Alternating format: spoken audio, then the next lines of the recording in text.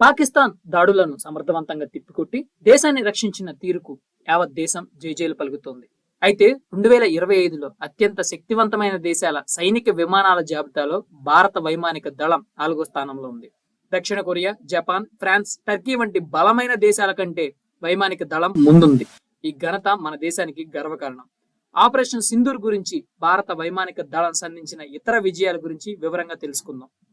ప్రపంచంలోని వివిధ దేశాల వైమానిక దళాల సామర్థ్యాన్ని అంచనా వేయడానికి గ్లోబల్ ఫైర్ పవర్ 2025 ఒక ర్యాంకింగ్స్ ని రిలీజ్ చేసింది. ఈ ర్యాంకింగ్స్ ఆయా దేశాల వద్ద ఉన్న మొత్తం సైనిక విమానాల సంఖ్య ఆధారంగా రూపొందించారు. ఈ జాబితా ప్రకారం యుఎస్ఏ, అమెరికా సంయుక్త రాష్ట్రాల వద్ద 13,043 యుద్ధ విమానాలు ఉన్నాయి. రష్యా వద్ద 4,292, చైనా వద్ద 3,309 విమానాలు ఉన్నాయి. ఆ తర్వాతి స్థానంలో భారతదేశం 2,229 యుద్ధ విమానాలతో 4వ స్థానంలో నిలిచింది. ఇక దక్షిణ Korea 1,592, Japan 1,443, Pakistan 1,399, Egypt 1,093, Turkey 1,083, France వద్ద 976 యుద్ధ విమానాలు ఉన్నాయి.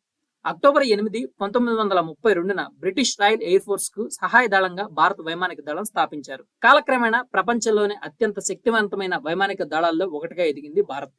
వివిధ సైనిక కార్యకలాపాల్లో కీలక పాత్ర పోషించింది. ఇండియన్ ఎయిర్ ఫోర్స్ మొట్టమొదటి అధికారిక విమానం ఏప్రిల్ 1, 1933న ఏర్పడింది. భారత వైమానిక దళం గతంలో పాకిస్తాన్ తో 1947, 1948, 1965, 1971 బంగ్లాదేశ్ యుద్ధం, 1999 కార్గిల్ యుద్ధంలో పోరాడింది. ఇటీవలే మే 2025లో జరిగిన ఆపరేషన్ సింధూర్ లో పొరుగు దేశం నుంచి వచ్చిన క్షిపణులు, డ్రోన్ల దాడిని విజయవంతంగా తిప్పికొట్టింది. 1961లో ఇండియన్ ఎయిర్ ఫోర్స్ గోవాను భారత యూనియన్ లో విలీనం చేయడానికి సాయం చేసింది.